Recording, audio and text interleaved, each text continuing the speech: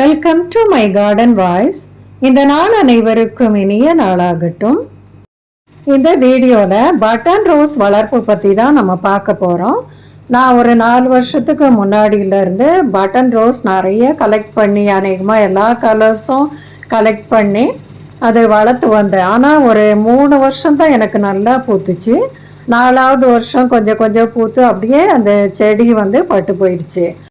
இதை பற்றி நர்சரியில் இந்த பட்டன் ரோஸ் சாகுபடி செஞ்சு பிஸ்னஸ் பண்ணுறவங்கள்ட்ட கேட்டால் அவங்க சொன்னாங்க, இது 4 வருஷம்தான் இதோட லைஃப் டைம் நல்லா பூத்துட்டு இருக்குமா, அதுக்கப்புறம் இதை வேறு செடி தான் நம்ம வாங்கி வைக்கணும். அதனால் நம்ம யாருமே வருத்தப்பட வேண்டாம், இதோட லைஃப் டைம் அவ்வளோதான்.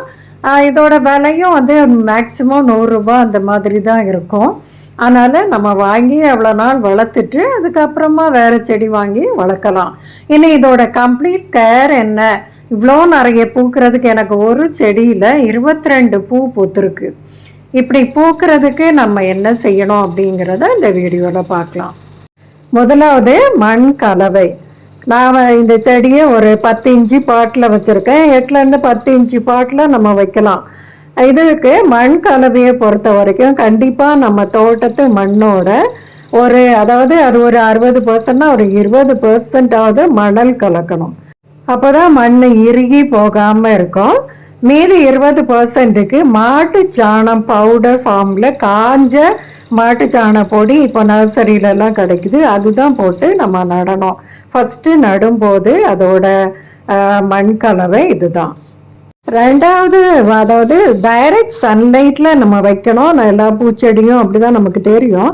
ஆனால் இந்த பட்டன் ரோஸை பொறுத்த வரைக்கும் மத்தியானத்துக்கு மேலே உள்ள வெயில் படாதபடி இருந்தால் தான் நல்லது.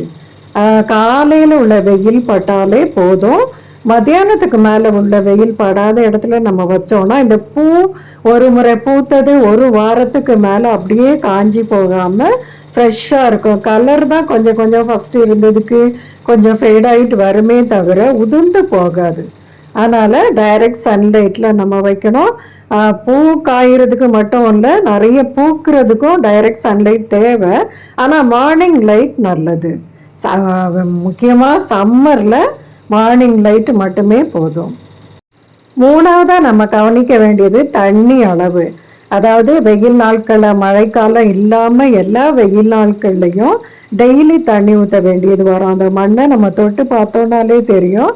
மண்ணை ரொம்ப ட்ரையாக விட்டோம்னா அது செடி பூவெல்லாம் சீக்கிரம் அப்படியே தலையை கீழே போட்டுரும். அதனால் நம்ம டெய்லி தண்ணி ஊற்றுறது தான் நல்லது மழை பெய்யாத நாட்களில்.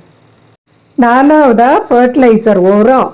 என்ன உரம் நம்ம இதுக்கு போடலாம் அப்படின்னு சொன்னால், அந்த மாட்டுச்சாணம் நம்ம போட்டோமே முதல்ல நடும்போது அதே மாதிரி ஒரு 2 மாதத்துக்கு ஒரு தடவை அதே மாதிரி ஒரு கையளவு அந்த மாட்டுச்சாண பவுடர் நம்ம போடணும்.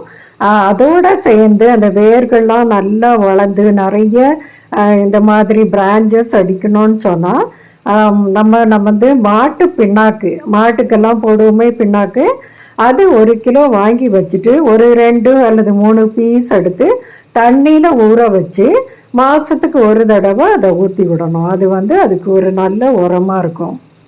கெமிக்கல் ஃபர்டிலைசராக நம்ம டிஏபி கொடுக்கலாம்.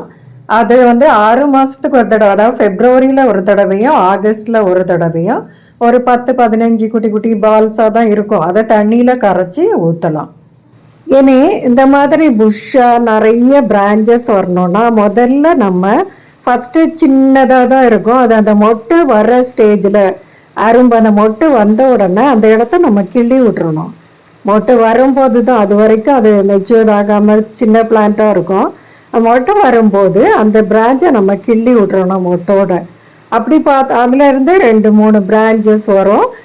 அப்படியே அது ஸ்ப்ரெட் ஆகும். அப்போ நம்ம முதல்ல அதை கிள்ளி விட்றதை பொறுத்து நிறைய பிரான்ச்சஸ் அடிக்கும்.